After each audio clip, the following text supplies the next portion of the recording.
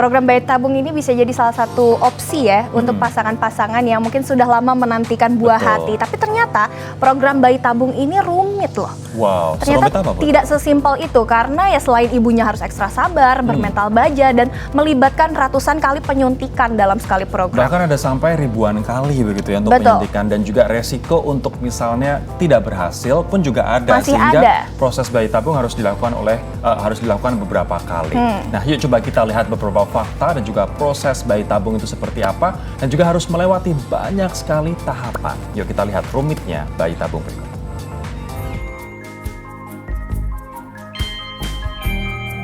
Inliners, demi hadirnya buah hati, tidak sedikit pasangan yang mengupayakan banyak cara, termasuk menjalani program IVF atau bayi tabung. Tapi terbayangkah Anda inliners, kehadiran seorang bayi lewat metode in vitro fertilization atau IVF butuh perjuangan yang tidak mudah.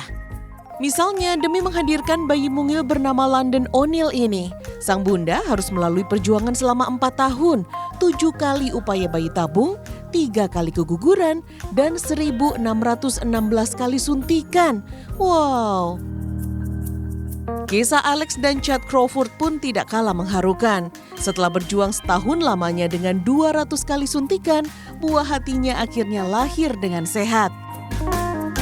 Begitu juga foto rangkaian jarum suntik berbentuk bunga ini menjadi monumen perjuangan sepasang ayah dan ibu yang harus menerima 1.128 kali suntikan pencair darah demi mendapatkan kehamilan. Inliners, impian memiliki buah hati kerap membawa pasangan suami istri memilih jalan bayi tabung.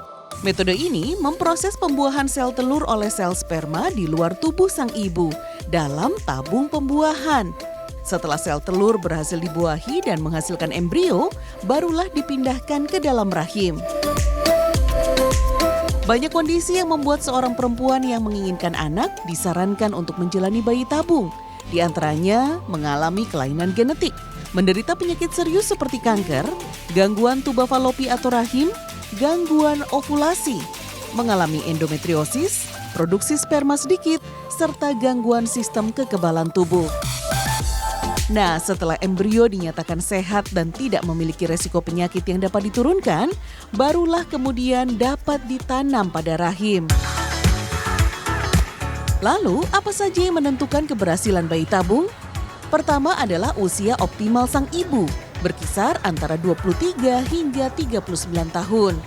Tidak hanya itu inliners, sejarah reproduksi, penyebab infertilitas, dan faktor gaya hidup juga ikut menentukan keberhasilan kehamilan. Setelah proses pemindahan embrio ke rahim, setidaknya butuh waktu 2 minggu untuk melihat apakah sang ibu berhasil hamil atau tidak.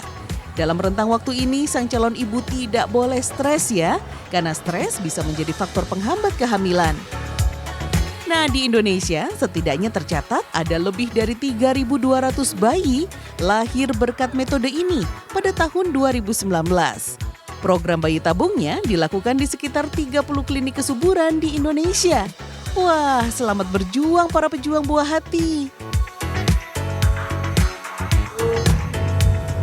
Satu pesan yang menarik adalah bagi para pejuang buah hati atau pejuang 2 garis istilahnya, ya kan, nggak boleh stres. Ketika misalnya belum berhasil bayi tabung yang pertama, pasti akan ada kesempatan-kesempatan yang lain. Bahkan tadi beberapa contohnya mereka sampai 3 kali, 4 kali, bahkan mengalami lebih dari 1.000 kali suntikan begitu. Sampai akhirnya berhasil ya? Benar, nah yang penting adalah jangan stres itu. Jangan stres, berarti kita harus relax. Harus relax. Relax. Salah satu cara biar kita relax ngapain ya? Spa kali enak nih. Oke, tapi ini adalah spa yang aman di saat pandemi, yakni spa di rumah dengan bahan-bahan alami di rumah, ya kan? Udah murah, aman, natural lagi. Kayak gimana sih? Sesaat lagi.